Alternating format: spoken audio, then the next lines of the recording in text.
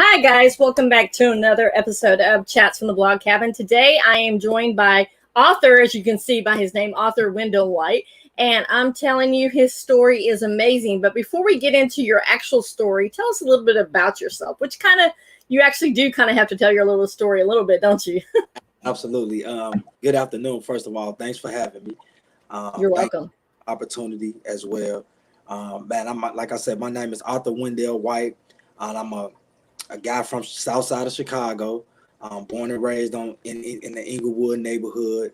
Now reside in Milwaukee, Wisconsin, with my wife, and I'm a father of 11 children. Yes. Man, I'm an entrepreneur, own my own business, and I'm an author and motivational speaker. Now, 11 children. Wow. My husband is number 9 of 10, so I totally understand that. Actually, I'm 2 of 9. So my mom had 9 children, so it runs in the family. So what are the ages of your children before we get into talking about your book? Because I'm always interested. My oldest is 23. My youngest is 9. And everybody else just fall in between 23, 19, 17, 18, all the way down to like 9. See, I have 3. I have soon to be 26-year-old, one's 23, and one just will be 19 next month. Okay. So, and they're all girls.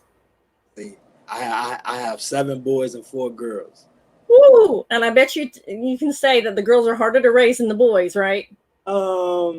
You know what? My girls are pretty. My girls are pretty. They pretty good for the most part. It's my sons. It's my son, especially in the day and age that we're living in. I have to keep a kind of an eye on them. Actually, my oldest son, today is Wednesday. Actually, my oldest son, my 23-year-old, he was actually shot Monday night in Milwaukee, Wisconsin, over a basketball game.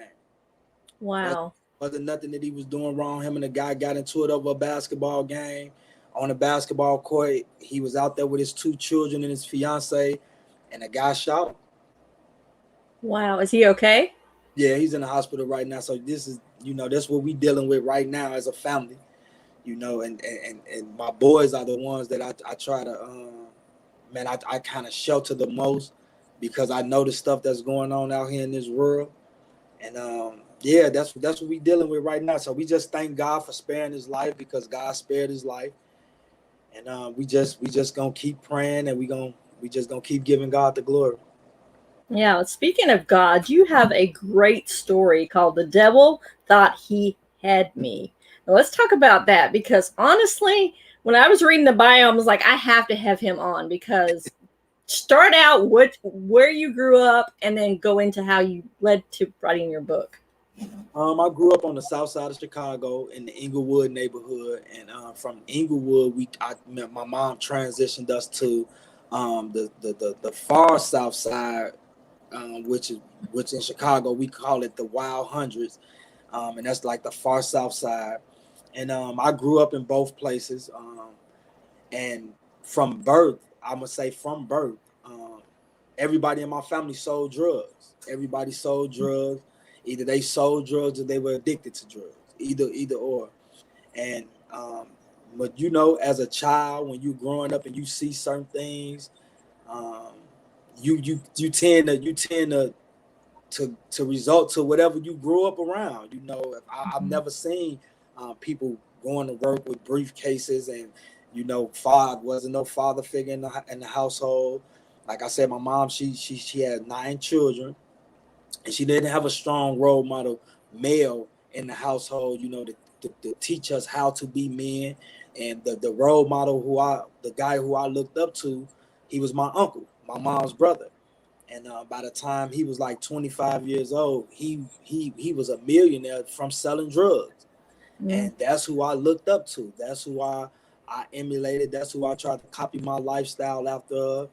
And one thing that we don't understand as children, and a lot of children don't understand, and this is why we got the things that we going on in the world right now, is because we see the things that, things like the selling drugs possesses. We see the possessions, the cars and the money.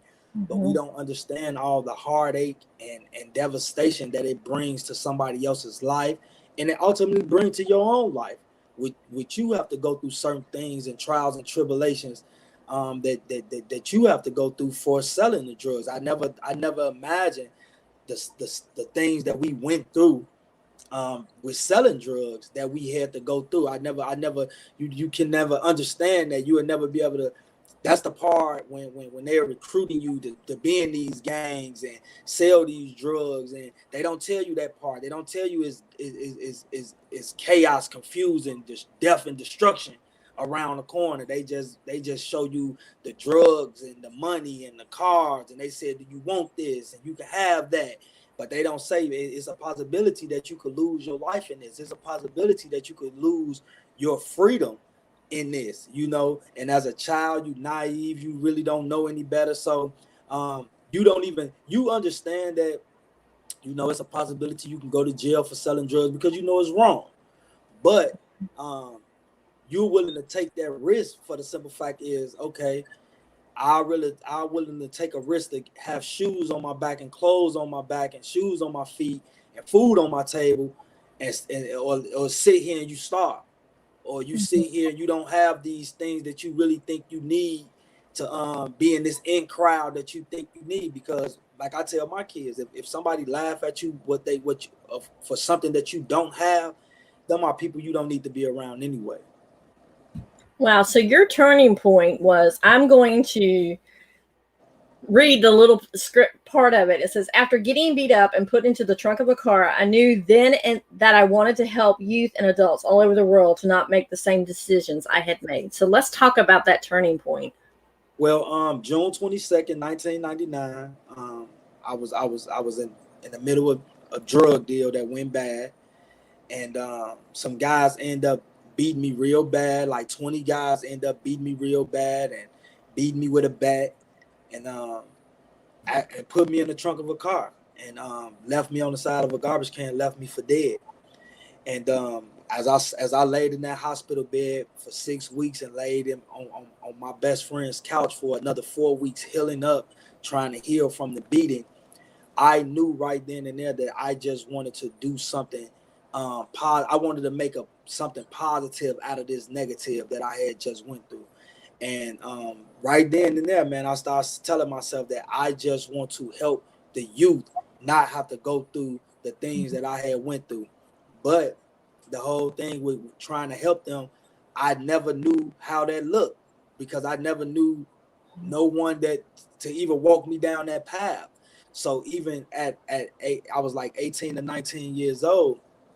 I didn't even start that process all the way until I was 35 years old because I didn't even know what that process looked like. Like I said, only thing I knew all my life was selling drugs. I didn't know anything else.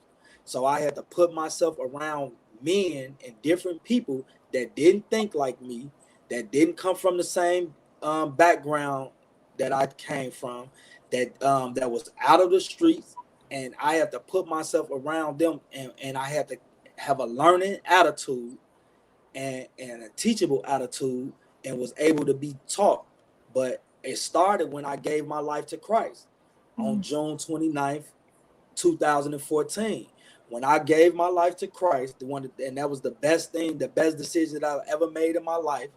When I gave my life to Christ, he put people in my life to help me, show me why my testimony was so powerful and why he chose me to live, because everybody that get put in the trunk of a car don't live. They don't make it to live. So right then and there, they helped me identify my purpose in life and let me understand that God gives all of us a purpose in life. We just have to find that purpose. And once I found that purpose in 2014, I just been running with it. And every day I wake up with an agenda to save somebody, to help somebody save their life, to help somebody recognize their purpose, help somebody understand that God loves you, and God is your friend. He don't hate you. He don't want to send you to hell, regardless of what people may say. Are you going to hell? No, I'm not a judge. I'm not the judge. The same God saved me is the same God that could save you. because I know I was not deserving of life. I should have been dead a long time ago, but His grace and His mercy is sufficient, and He saved me for His purpose, and that's what I'm doing right now. I'm just doing His will and not my own. Now, what was that turning point when you gave yourself over finally to Christ? What was there a light bulb that went off and says, I need to do this right now, or was it just a gradual build up to it? Well, you know what? Over the years, I had just dealt with so much, and I had just came through. I was actually battling depression at the time. I had been battling depression for like a year and a half, and a lot of people don't understand depression is not a feeling; it's an illness. Like a lot of people say that. I hear that people say that all the time. Like, I'm depressed. No, you're not depressed. You just in a situation that you don't like, because that's not how depression works. Depression is a real illness. And I was, taking the medication, going to see the therapist and things of that nature. And my wife now, she was my girlfriend at the time. She asked me, did I want to go to church? She asked me, did I want to go to church? And I said, yeah. I said, yeah. And I went to church one Sunday, and I heard this guy speak a word. And it was a great word. And what really caught my attention of the Pastor Marlon Locke at Unity Gospel House of Prayer here in Milwaukee, Wisconsin. What really caught my eye is how young he was. He was like 38 years old at the time. How young he was. And then I got to listening to him, and for some reason he just got to telling his testimony of, all the things that he's been through. And he has a brother that's incarcerated, that's, doing like consecutive life terms for things that he's done in the street. And I can relate to that. It was the first time that I've ever been to a church that I felt that this guy related to me. He understood me. He didn't put on this facade like he had been saved all his life and he perfect. He let me into his world. He let me see all of his flaws and his shortcomings, and he was telling it to everybody. And he was saying every day, I need, if without God, I'll go back to it. So I need Jesus to stay walking on straight street, basically. And I just found that very interesting. So the next Sunday I came back, which was June 29th, 2014, and he had another word for me. And it touched my heart again. And I looked over to my girlfriend and I said, you know what? I want to give my life to Christ today. And she said, if you do it, I'm going to do it. And I went and did it. She followed behind me. And that was June 29th, 2014. And then July 24th, 2014, me and her was married. Because I started embracing the word of God, and he was saying, about the fornication and marry, and I just started taking the word serious. I took the word serious the same way that I took gang banging and selling drugs. I took it serious. I started taking it serious, and I just wanted to live God's will. I tried everything, and guess what? It didn't work. With all the money that I had and all the things that I done possessed, I still was at the lowest place of my life. I was still so low. I was still hurting. I was still broken. I was still going through depression. And I had money, and I had the cars, and I had the women, and I had all this, and I still was at a place that I just didn't understand. So if I tried all that, I said, you know what? Let me try this Jesus guy that I hear everybody talking about. And ultimately, man, that came to be the best decision that I've ever made in my life. So let's talk about, did you get any pushback? You already said your girlfriend then, but your wife now went up there and got saved with you. But did you have pushback from other family members or people that you're around once you found Christ? You know what? And that's a great question. And what I found out, and I'm really just getting over the hurt. I just really learned how to deal with this hurt. My family was the ones that gave me they was the more the opposition than anybody. And I found that so hard to believe, and it hurted so bad for for the people that knew my struggles and knew everything that I had been through in my life, for them to say that I changed and I wasn't the same and I act funny and they didn't want to mess with me no more. That hurted. That hurted real bad. It'd be times that I just wrap myself in my wife's arms and I just cry because I didn't understand. These are the people that that was near and dear to my heart. I gave anything they asked me to. I gave it to them, and they were the ones. They were the ones that was they wasn't happy for me. They wasn't happy for me. But as I continue to study the word of God and understand the word of God and let the Holy Spirit talk to me and lead and guide me, I realized and I understood that it wasn't them. It's just the unclean spirits that live in them that's fighting against me. And now I was able to forgive them. I was able to understand that it's not the person. It's not the person. It's the unclean spirits that's living inside them that's fighting against me. So I can't take offense to that. I can't hold that against them. I just only thing I can do is pray for them and ask God to open their eyes the way that He opened my eyes. And that's it. And it's okay if they don't want to be around me. It's okay if they don't agree with what I agree with, and that's fine. But I'm not here. One thing that I've never done, I never tell them like, you going to hell. And, I just love them where they are. I love them where they are. And regardless how they treat me and say what the things that they say towards me and treat me, I can't be concerned with that. I just got to be concerned with, because God's not concerned with what they say. He's concerned with how I react to what they say. And I just try to react accordingly to the will of God and accordingly to how I'm basing my life over walking my walk with Christ. So lead up to the part where you decided to write a book after about your journey. What made you decide to write a book? Well, when I had got put in the trunk, when the guys had did that to me, I had already said, when I said that, I wanted to help the youth and do that, I knew I wanted to write a book then. But just like with helping the youth, I didn't know how. I didn't even know where to start. I didn't know how to write a book. I didn't know where to start. And just like I said, when I got saved and gave my life to Christ, God started putting people in my life to show me, my first lady, my first lady, Kimberly Locke, when I first got to Unity, she was starting her new book. She was a first time author, and she was starting a new book. And then as she started her new book and started writing a book about things that she had endured in her life, it was like more and more people in our congregation began to write books.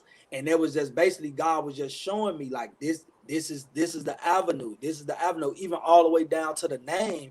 The devil thought he had me. God gave me the name off of a song by the guy Ty Tribbett, a gospel singer Ty Tribbett. He turned it. And when I heard that song for the first time, and the chorus was singing, "The devil thought he had me. He thought my life was over." God, that's your title of your book, So even all the way down, it was just really just God he was just aligning everything up for me. Because even at 19 years old, if I would have wrote a book then, I wouldn't have been able to touch the lives of the people that I'm going to touch right now, and not, because I would have been so concerned about making money instead of helping souls. And that's what it's about. It's not about making money. It's about touching as many souls as you can to help them not go through the same situation that you went through, and letting them know, if you put your trust in God, God will give you that big house. God will give you that fancy car. God will give you that wife or that husband that you desire. God will give you peace when you don't have peace. You understand? So he was just basically just getting me in line to understand, I want you to do it this way. Because I even with getting put in the trunk and I came up with the idea, it wasn't my idea. It was God's idea that he was already putting into me. I just didn't understand at the time what he was building up to right now. So you had to be obedient and follow the path that he's setting for you and not question it. How many times did you question it though? You're like, is this really what I'm supposed to do, God? Well, the thing about it is, like I said, I didn't know nothing about church when I got saved. So I was walking in that baby's faith, just like a child learning how to walk for the first time, gonna keep falling, getting back up, keep falling, getting back up, because I didn't understand faith. You telling a guy that been selling drugs since he was 10, 11 years old to believe in something that you saying have faith in something that you can't see. So I was used to get my money right then and there. Now you're telling me, stop selling drugs, go find a job. And even when you can't find this job, and you and your wife are struggling, and bills need to be paid, and we frustrated, just continue to have faith. So that was the hardest part of my journey, just understanding what faith was. And totally surrendering to God and saying, you know what, God, I'm just gonna get out of your way and let your will be done, because I'm trying to do something that's not conducive to you helping me. I can't ask you to help me and then try to help me. That's not how God operates. So I just had to really just totally put my hands up and surrender to the will of God and say, God, you know what, let your will be done and not my own, and I'm just gonna trust you. So now, even right now, having my own business or my book, every time I tie, the first thing I say is, God, I trust you. I trust you, because every day I have to tell myself that, God, I trust you. I trust you, because one thing that I've learned, you hear what you say about you, right? So if I'm telling me I can trust God, guess what? I'm going to be okay with that. I don't have to hear from nobody else, because I'm telling me that every day. God, I trust you. Lord, I trust you. When I wake up in the morning, Lord, thank you. I trust you to lead and guide me today. I trust you to help me make the right decisions today, be in the right conversations today. Even with this interview, I didn't know what we was going to really, how this was going to really go. I just prayed and asked God, lead and guide me. Let me decrease and you increase. So even right now, I'm trusting the Lord. And that's just how I had to learn that. That was one of the hardest things I had to learn, but I'm learning it. I learned it, and I'm continue to learn it every day. It ain't going to stop. It'll never stop until I'm going to glory, because every day my faith is going to be tested in a different way every single day. It's so funny that you said that you didn't know how this interview was going to go, because each time when I get on, I don't know how the interviews are going to go. And I just say, God, let your will be done. Let things that come out and it's supposed to come out, guide me. So let's talk about your book. I mean, how long did it take you to write the book? It actually took me 3 years too long. It took me 3 years too long, and that's because of all the procrastination. I was procrastinating. I didn't know anything about discipline. I didn't know. I didn't know none of that. So it really took me just 3 years too long. But it was 3 years. It was all at God's timing. Like, He knew it was gonna take me 3 years too long, but it still had to go with some of the struggles I continued to have to go through, and really, really trusting Him so He could put His imprint on the book, so it can do what He wanted to do instead of doing what I wanted to do. Because, like I said, you get caught up in you doing it for the money. You doing it for the money, and man, this gonna set me and my family straight. Me and my family gonna be straight. That's not God's intention. So when I had to take that whole mindset and I had to remove that mindset and say, no, this is not doing it for the money. I'm doing this to save souls. So now God can get the glory out of the book. So even with the 3 years that it took me to write the book, it was all part of God's plan and part of God's timing, because He needed me to have a certain mindset to where when the book was released, He could say, okay, I know now my son is going to give me the glory. If he make $20 million or if he make $20, He's going to still give me the same glory out of it, just because I allowed him to live, to be able to put his testimony in a book. So, and that's something that I had to do. So let's talk about the first time you actually hold a copy of your book in your hand. You actually held it in your hand. How did that feel for you? Oh man, that feeling, because that was like the first big thing that I've ever accomplished in my life, and I was proud of me, and then when I opened the box of the book and I held on to it, and my kids was all around me, and we all screaming and hollering in the house, we taking pictures, and I just seen the joy on their face, and they just and just for to see them and my wife, how happy they were for me, man. I cried, and I just thank God, and and even right now, I sometimes I just look at the book, I just look at it and just see my name and be like, wow, you a real author. You did something that some people told you that you couldn't do, that you wasn't gonna do, you know. And man, it was a feeling like none other. Like that feeling, like I've never had that feeling before. It was an awesome feeling, and I was happy for everybody, not just me. I was happy for the men and women that's gonna read the book, whose lives gonna be changed. I was happy for my mentors that helped me get this far, my wife and my children. It was so many people. It was so much emotions built up, but it was for so many people. It wasn't just for me. It was just for so many people that done put in the labor of love with me, and walk this walk with me and this journey with me. And just how excited everybody were just for my accomplishment. And that was just something it was amazing. It was simply amazing. Now, did your children read your books and say, "Wow, Dad, you went through this," or "Yo, I can't believe this happened to you"? Did they Well, read that? yeah, all of my children, I gave all of my children a copy of the book first. They all read it. But one thing about me, when I got saved, I told my children everything. I told them, I set them down and I explained to them, this is why, this is where I come from. This is how I used to live my life. And so they already knew, like they knew, a lot of the stuff. I never set them down and told them about, any killings or things like that, people that I know that kill people, because you don't want to tell them too much, to traumatize them. But the things that I've done in my life, far as selling drugs and being a womanizer and the things like that, I've shared that with them. And that's one of the reasons why, like, I tell my sons why I be on them so much, especially about women and about the drug dealing and things like that, because I know those are generational curses that can be handed down. So I have to pray and try to break those generational curses, and I have to be honest with them about certain things, whether they understand the generational curses mean or not. I still have to be honest with them, because I want them to be aware of, if you get these feelings in your flesh and things like that,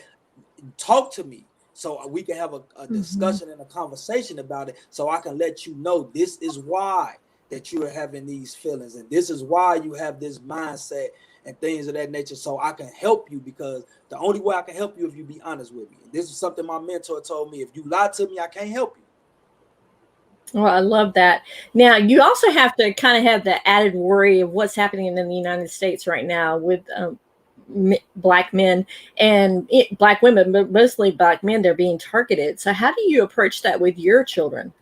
And I talk with my children often about this, especially my sons. And one thing I try to tell them all the time is, you try not to put yourself in situations. Try not to put yourself in situations, and try not to put yourself around other people that's going to put you in a situation. If you ever in a car, if the police pull you over, you obey. You do what they ask you to do. You don't talk back. Don't ask them why they're pulling you over, because even though you do have a right to ask them why they pull you over, but sometimes it's just best just obey, comply, do what they asking you to do, so everybody can make it home safe. Because, like I tell them, every police officer is not bad. Mm-hmm. That's just like saying every doctor is bad. We have bad apples in every profession in the world. I don't care what you do. I used to be a school teacher, and I used to see some of the stuff the teachers used to say to those children. I wouldn't necessarily say that to a child, because I wouldn't say that to my own child. So you have not so good people. I don't want to call them bad. You have not so good people in every walks of life. Mm-hmm. But you have to always think like this. If I have to think my way home tonight, sometimes you may have to think for the police. And that may be saying, let me just be quiet and do what I need to do to make it home back to my loved ones. If you see that this officer is being a little bit aggressive or doing something that you don't agree with, just think for the officer. Think your way back home. Think your way back, so you can say that I want to go see my dad. And that ultimately comes back to being in the right situations. If you're not going to and from work, why are you outside at 2-3 o'clock in the morning riding, speeding up the street? And don't put yourself in a situation where you can be labeled and you can be put in a category with everybody else. You have to think like that. My kids, they make fun of me all the time. They say, "Dad, you old." You be in the house before the sun go down. You be in the house. Well, a lot of it is because of what's going on when the sun go down. Mm-hmm. So I try to eliminate that. When if the more I can eliminate that issue, you know, or saying, you know what, let me get off these streets before they start running red lights, because that's what's going on in Milwaukee. The guys, they drive stolen cars, they run red lights, and they killing people with the automobiles. So if I know they doing this when the sun go down, wouldn't it make more sense for me to be in the house when the sun go down, unless it's an emergency or unless I have to go outside? Don't put yourself in a situation. And that's what I try to teach them. And so far it's really been working. The things me and my wife try to teach them and go over. It's not about, you know, trying to hide yourself from the world. It's not about that, because I still walk in confidence with my Lord and Savior Jesus Christ, but God still gave me common sense as well. You know, I can't just say, well, God gonna protect me. Yeah, he is gonna protect me, but don't go put yourself in a situation saying God gonna protect me. That's not how God works, and that's not how life works.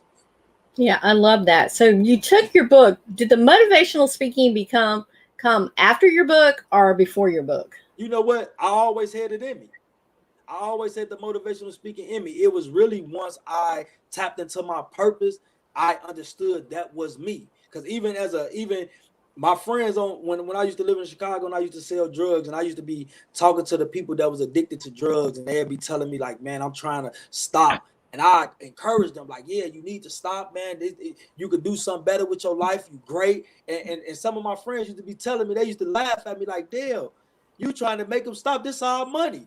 But I didn't understand, you know, where that came from. But then once I got saved and things like that, I started to realize like that was something that God placed in me, because I am a motivator. I am an encourager. I do inspire people to go be the best them that they can be. So now every day I don't take that for granted. I just do it full force every day without trying to without trying to bombard you with things. But I'm not going, you can't sit in my face and tell me that you can't do something, or you don't have, this would never happen for you. I would never let you sit in my face and tell me that, because I know that's only that seed of doubt somebody that already planted in you long time ago. So I'm gonna undig that seed of doubt, and I'm gonna put some seed of confidence and motivation into you, and let you know you can do anything that you put your mind to. God, the Bible said, I can do all things through Christ Jesus that strengthens me. So if you put Jesus in the middle of your equation, you can do anything. And that means anything that you want to do if you put Jesus in the middle of it. I love that. Now, have you had, when you're up there and you're giving your speech about, you know, trying to motivate these kids, telling them your testimony about how you were almost lost your life and everything, how many of these kids have come up to you afterwards and said, thank you, you made a difference in my life? Or maybe not at that very moment, but maybe a year or maybe a couple months later? I'll never forget this. This was like 2.5 years ago. I did a motivational speaking at this school named Mitchell Middle School in Racine, Wisconsin. And I was telling my story, and I was telling them what was going on. By the time I ended my story, it was like 45 minutes. It wasn't a dry eye in the building. Mm-hmm. Teachers, students, everybody was crying. Children was coming up to me saying, Mr. White, can you please talk to my dad? Can you please talk to my mom? They need to hear this story. And even then, it kind of blew my mind, because I still really didn't understand the power that I was walking in, with the power that I had gained from obeying the word of God. I really didn't understand that then. Now I understand it. So now when I talk to people, I talk to them with that authority.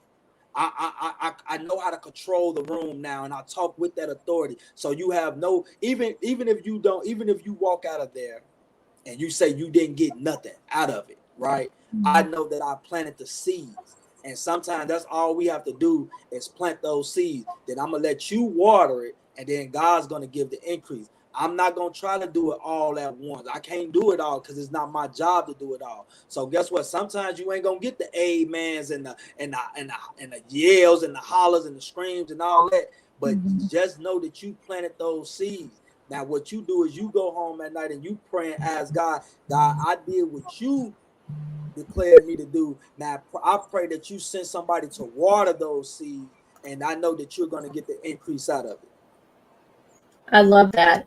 Now, where can people, how do you get your speaking engagements? You can go on my website, wendellwhitespeaks.com, and you can sign up for my motivational speaking class. I actually do it for the youth, and I do it for men. So you could go on right now doing while we going through this COVID thing. We're doing everything via Zoom. So man, it's a 4-week program that I just try to help you get from where you are to where you're trying to go, and that's basically all I'm trying to say, because people will tell you all the time you would never be able to climb that wall. I'm gonna show you, and I'm gonna help you how you could not only climb this wall, but you can get over it, and you can go do whatever it is that you choose that you really, really want to do in your life and with your life. And yeah, you can go to wendellwhitespeaks.com, and you can that's where you can order my book from. You can go and read about me or where I came from and things of that nature. Or you can sign up for the class and for the Zoom meeting, the motivational speaking meeting, and I'm going to help you. All I want to do is help, and I'm going to help you. I'm guaranteed that I'm going to help you be the best you that you can be. Now, you said you talked to men, especially, have you had some that have walked in the same walk of life that you had before you found Christ come to you and change their lives around? Because I would love to hear about that. Absolutely. And those are really the men I love talking with and helping, because see, to know an alternative, you have to see an alternative. Mm-hmm. So if you've never seen an alternative, how do you know that is one? And that's what not just a lot of men, a lot of people in general, that's where they struggle at, because you have so many people telling them this is what they should do. Yeah, they know they should do this, but if nobody never took them by the hand and showed them how to do it, take them by the hand. Let me take you by the hand, and I can show you how I went from selling drugs every single day, and I went and I'm now this is what I'm doing. Let me show you the alternative. Now I can tell you a million things. Yeah, go do this, go do that, go do this, go do that. Guess what? People did that to me. Go get a job, go find a job. The only thing about that, I never seen nobody work a job. So how do that look? I never seen nobody fill out an application. So how do that look? If you really care, I'm going to take you with love, and I'm going to show you this is how you could change your life around. It's not going to be easy, but it's a choice. If you choose to want to change, it's going to happen. And it's not going to come overnight. I'll be lying to you if I told you as soon as you go get saved, or as soon as you say, you know what, I'm not doing this no more, tomorrow it's just going to be a brand new day. No, it's not. But if you put the work in, the hard work, the dedication, the blood, sweat, and tears, if you combine all that with your faith in the Lord, it's going to happen. It has no choice but to happen, because that's what the Lord promised us. God promised us that. And God is not a man. He can't lie. So if you give me the opportunity to walk you through this program and walk you through life and show you, because I learned this from my mentor, 9 times out of 10, you can basically trace where you messed up at in your life. It's traceable. Now you go back to right there, and we gonna retrace those steps, and I can show you where you messed up at, and I can show you how we gonna retrace something and go back a whole different route, and we're gonna get a different ending out of it. And that's all I want to do is help you do that. So you said your mentor took you through that. So talk about some of the things that he retraced back and found out where you messed up and showed you how you could have gone a different path. Well, one thing about it is that one thing that he really made me understand, he made me understand how to really forgive. And see, a lot of people don't understand that forgiveness opens up so many doors when you learn how to forgive. Like all of the things that I've been through, like I with the people that hurt me in my life, when I stopped educating myself and things of that nature, all of those things play a valuable role in where you want to go. He the one taught me how to, and it wasn't just him. I got a couple mentors, but they showed me how to, how a man conducts himself every single day, how a man is one husband to one wife, how a man treats his children, how a man leaves a legacy for his children, how a man, you know, as a man that's trying to be a motivational speaker, I should be listening to motivational speakers. I should be reading about motivational speakers. You know, you can't say this is something that you want to do when you don't have no books about motivational speakers. You saying you are a leader. How many leadership books do you have? You know, you saying that you love your wife, but you continue to cheat on her and things like that. So they start showing me things that no other person that ever showed me. But they did it with love. Even when I made my mistakes, they didn't sit me down and say, "Oh, Wendell, you did that again." They wrap their arms around me and they say, "You know what, bro, I understand, but you know, as accountability partners, they say, you know, we don't do that. We don't do that. I understand what you're going through, but we don't do that. You have to go fix that situation. You have to go do this. You have to go do that." And it was up to me to either say, you know what, I don't want them to be a part of my life because I don't want them telling me what to do, or I'm going to look at them as examples and say, they are all here where they are because they had mentors that they listened to and they and took advice from. And I chose to say, you know what? I know that these guys have my best interests at heart, so I'm going to do what they're asking me to do. I'm going to follow the blueprint that they're laying out for me, and I'm going to be this better person.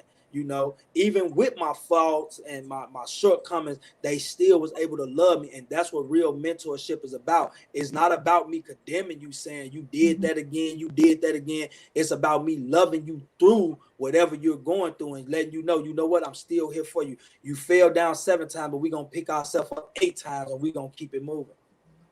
So you had the mentors, and I know that you're working and your kids are emulating you. Did you also place in their lives as well other mentors for them to look out to aspire to be? Absolutely, because I know 1 out of every 3 children don't have a mentor, will never have a mentor. And if you look at the statistic of life, kids that with mentors, they're 78% more time they're going to go to college and finish college and get a degree. 80% of the time, they're going to contribute to their community. They're going to go back and give to their community. 55% of the time, they're never going to skip school. They're going to take school more serious. So having a mentor is real valuable in a upbringing of a child, because all a mentor is saying here is, hey, Wendell, is a puddle right here. And if you walk through this puddle, your shoes are going to get wet, your socks are going to get wet, and you're going to be uncomfortable all day. But if you walk around this puddle, it may take you a little time to walk around the puddle, but if you walk around this puddle, you're going to stay dry. Your socks and stuff ain't gonna get wet. Your shoes ain't gonna get wet and ultimately start stinking. But guess what? It's not gonna be the quick way like everybody else went. It's gonna take a little time to walk around that. So do you want to walk this way or do you want to walk that way? And it's up to the person to say, you know what, I'm gonna follow the voice of my mentor. Just like with us with the Lord. It's up to us to follow the Lord. That's why he say he give us our own free will to do whatever we want to do. It's a choice whether you want to follow him or not. And that's the same thing with a mentor. That's a choice whether you want to follow them or not, or follow they instructions and they blueprint that they lay out for you. But when things don't go the way that you expect them to go because you didn't follow them, you can't blame them for it. Love that. Now, have you ever had to have a talk with all your kids and say, hey, you're going the wrong way, you need to straighten up, or they've kind of been straight and narrow? Absolutely. I actually just had a conversation with my 17-year-old son like 2 days ago. He had got accepted to Stanford University on an academic scholarship, and this was before COVID. He's been a straight A student his entire life since kindergarten, and since COVID happened, his grades have slipped real bad, and he lost the scholarship. He ultimately ended up losing the scholarship. So I was talking to him the other day when I was picking him up from work, and he was just saying, you know, he's not in a good place mentally because of the things that happened. And he told me, he said, you know what, Dad, I'm just gonna go to a community college, and I basically just destroyed my chances. So yeah, I was in father mode, but the motivational speaker came out of me as well. And I let him know. I pulled my car over to the side, I turned the radio down, and I said, son, look at me. I said, look at your dad. I said, let me tell you something. You come from a champion. We are champions. I said, look at all the things that I have endured in my life, and people told me that I wasn't going to be this, I wasn't going to be that, I couldn't accomplish this. I said, yeah, you might lost the scholarship now, but you can do what you can go back and get that scholarship. You can have Stanford calling you in a couple of years, begging you to come back to your school if that's what you want. But you have to stop speaking negativity. You got to get out of. I say, I understand where you at mentally. I understand that. I get that, and I'm here for you. But we don't talk negative. We don't speak death. We don't speak negativity over our life. We speak nothing but life. We speak positivity over our life. And man, he looked at me, he began to cry, and he was saying, yeah, Dad, you right. You right. Now I'm just telling him, I said, son, you come from great stock. You come from your father is a champion. You come from great stock. I say, yeah, we done made some mistakes, and we might make a mistake tomorrow. But the greatest thing about a mistake is just another way of doing something. When you make that mistake and you learn from it, and you pick yourself up and you dust yourself off and you get back into the race. You don't let nobody or yourself tell you that you can't do something. And I told him, I said, son, man, you hear what you say about you. Stop saying that about you and tell yourself how great you are. You can't let a year and a half define what you've been doing for 14, 15 straight years. I said, you can't let that define you. You slipped up. Okay, you're not the only person that slipped up during this COVID time. It's a lot of people that's in a situation that you are in. But what's gonna define you is how you pick yourself up out of this situation. And man, he thanked me. He gave me a hug. He cried. We cried together. He thanked me. And man, we continued to go to the house. And I was just telling him, like, man, I'm proud of you. Regardless of what you choose to do, I'm proud of you. And that's all that matters. And as long as you proud of you, if you feel that you want to go to a community college, you go to a community college, but not because you feel that you failed. You go because you said, this is something that I want to do. Not because you're a failure, because you're not a failure. You're a champion, just like your dad. And so, yeah, I talk with my kids. I inspire my children like that all the time. That everybody know when even my daughter, man, it's so funny. My daughter and my wife, they get together like, and they'll talk. We'll be talking, and when when the motivational speaker get to coming out, they be, oh, here we go, but you know what, I love that, because one thing that I know that they know, that they can't talk negative around me, that they know I'm not gonna let them talk negative around me. So that's a great thing. You know, I don't look at it as, oh, y'all hurt my feelings. I look at that as a compliment to say, well, at least y'all know I'm not going to let y'all speak death out of y'all mouth. I'm not going to let y'all speak not so good things out of y'all mouth, because y'all know I don't believe in that. I'm going to motivate y'all to the end. I love that. Have you ever thought about going into preaching as well? Because I was getting goosebumps. I'm like, preach, brother, preach. You know what? I'm actually right now in my church, Unity Gospel House of Prayer. I'm actually in a minister's class right now. I have been ordained as a prophet for God. So man, whatever God's plan for me is, I'm just gonna roll with it. Or however he lead and guide me. One thing that I do know is right now, this is my ministry.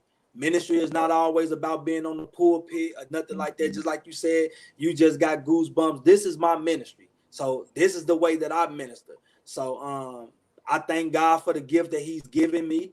And I just pray and I hope that I continue to use the gift that he's given me as well as I possibly could. And one day I'll be able to hear, well done, my good and faithful servant. Yeah, I love that. Now, our time is almost up. Is there one little nugget that you want to leave people with? Well, this is what I want to tell all the listeners. I will want to tell you, as a motivational speaker and as a man of Christ, and I put those things together in my life because I know ultimately those are the best two things that I have in my life. And I would like to tell your viewers this.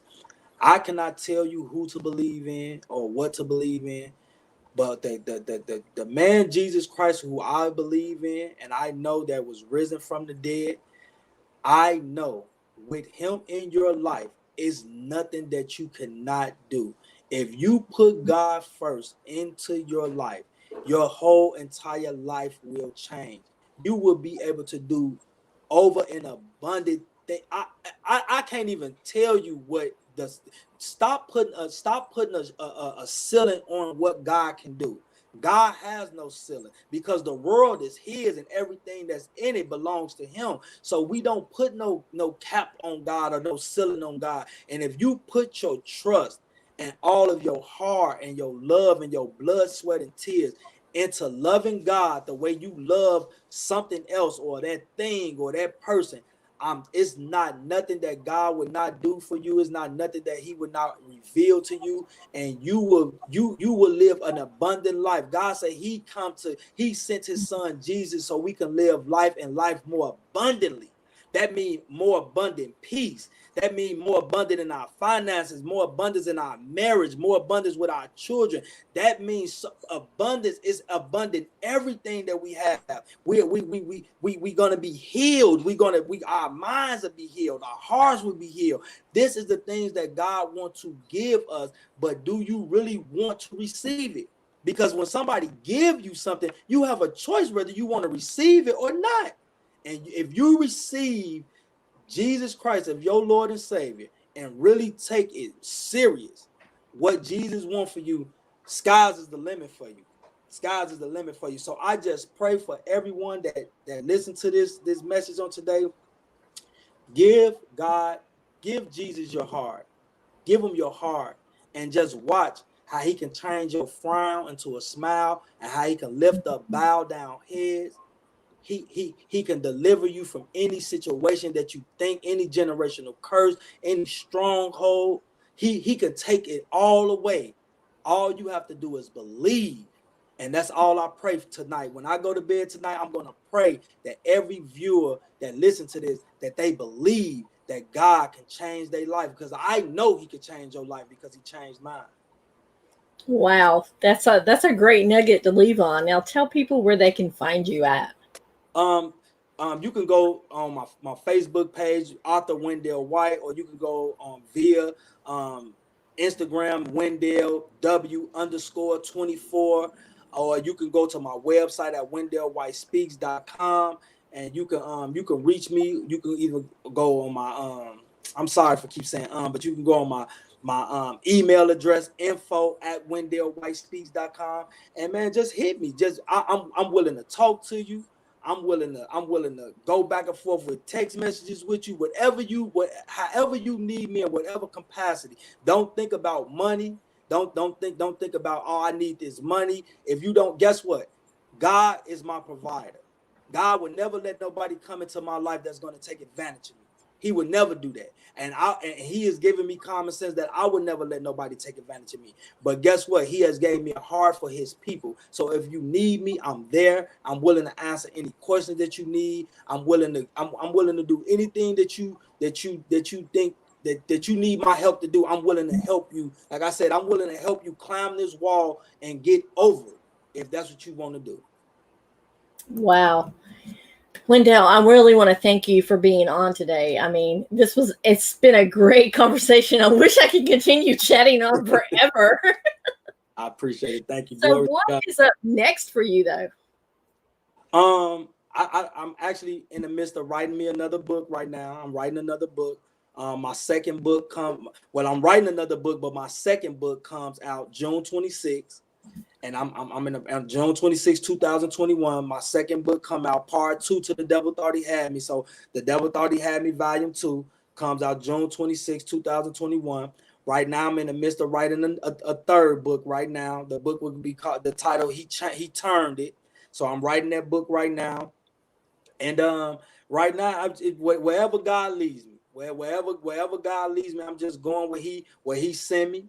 And I'm going, and I'm like I said, I never put a ceiling on God, so I never say, well, this is what I'm doing, and this I don't know. Whatever God has planned for me, I'm just gonna go. I'm just gonna do every idea he give me, every endeavor that he drop in my spirit. I'm just gonna go. So right now it's just God's will being done over my life, and that's really that's it. That's all.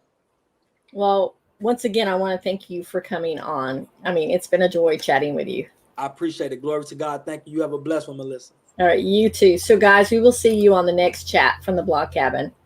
Bye.